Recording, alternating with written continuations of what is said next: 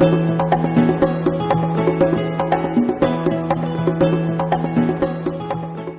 couple weeks ago I put my Christmas tree out in the garden for the birds to have fun in. This video is the first of 2 homemade bird feeders that I put in the tree. Let's see how they worked. What we want to do is dry these up a little bit before I put them in the food processor so they don't get all gummy.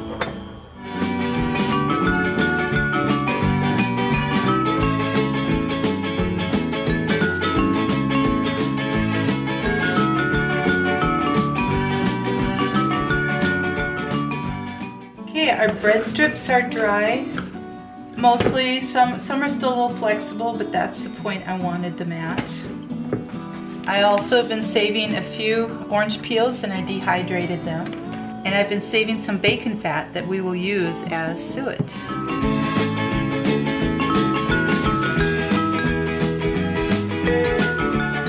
Just breaking them up a little bit. Now that I have the bread in nice pieces, I'm going to add my dried orange peel to it.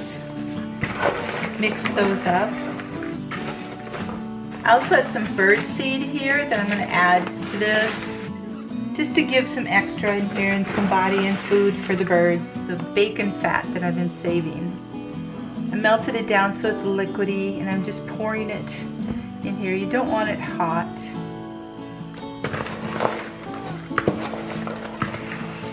I'm going to put the prepared mixture in a half-pint jar and freeze them to create a solid suet block. Now mine are going to be a good deal ingredients, but there should be enough fat to hold it together. We're going to prepare our jars first. I don't want to be hanging the suet chunks with wire or wire hooks, so I'm going to use string.